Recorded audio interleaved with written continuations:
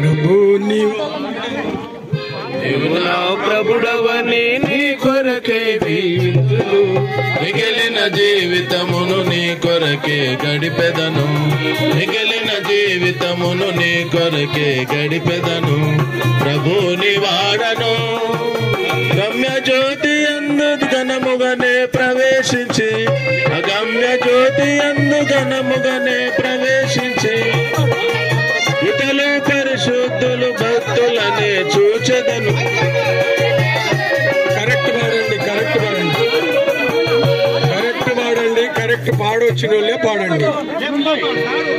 ప్రభుని వాడను నీవు నా ప్రభుడవని నీ కొరకే జీవితును మిగిలిన జీవితమును నీ కొరకే గడిపెదను మిగిలిన జీవితమును నీ కొరకే గడిపెదను ప్రభుని వాడను నీవు నా ప్రభుడవని నీ కొరకే జీవితును మిగిలిన జీవితమును నీ కొరకే గడిపెదను మిగిలిన జీవితమును నీ కొరకే గడిపెదను ప్రభుని వాడను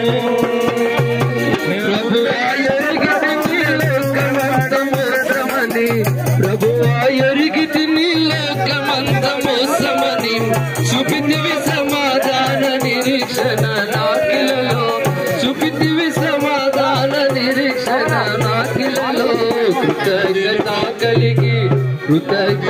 కలిగి నీ వైపే చూచెదను నీ అందు నిలచియుండి నీ ఆజ్ఞల పాలితును నీ అందు నిలచియుండి నీ ఆజ్ఞల పాలితును ప్రభుని వాడను నీవు నా ప్రభుడవని నీ కొరకే జీవితును మిగిలిన జీవితమును నీ కొరకే గడిపెదను మిగిలిన జీవితమును నీ కొరకే గడిపెదను ప్రభుని వాడను ముందు నడిచి ప్రభు నిన్ను వెంబడించదను.